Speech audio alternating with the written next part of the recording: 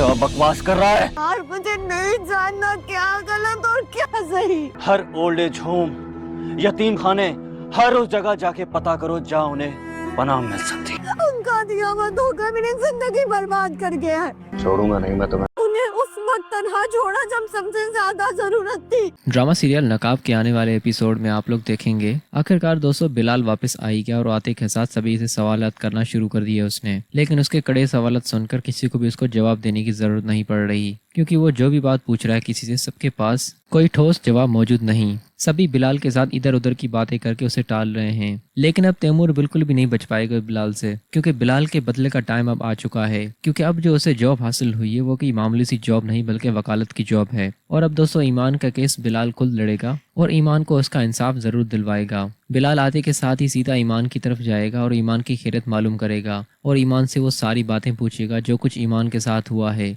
ईमान यूं अचानक अपने घर क्यों आ गई। लेकिन ईमान उस वक्त बिलाल को भी गलत समझने लगेगी, क्योंकि अभी ईमान के सर के ऊपर तैमूर का साया छाया हुआ है। जब ईमान बिल्कुल नॉर्मल होकर सोचने लगेगी तब उसे बिलाल का ख्याल आएगा और तब बिलाल उसकी सारी बातें सुकून से सुनेगा और वो सब कुछ सुनने के बाद आखिर अपना कदम उठाएगा और अब ईमान को ज्यादा तकलीफ होने नहीं देगा। इधर अहद ने भी आखिर बिलाल से बगावत कर ली। बिलाल का यूं इस तरह वापस घर आने के बाद सभी घर वालों से यूं सवालात करना अहद को बहुत बुरा लगने लगेगा। अहद भी अब ईमान पर कीचड़ उछलने की कोई भी कसर नहीं छोड़ेगा।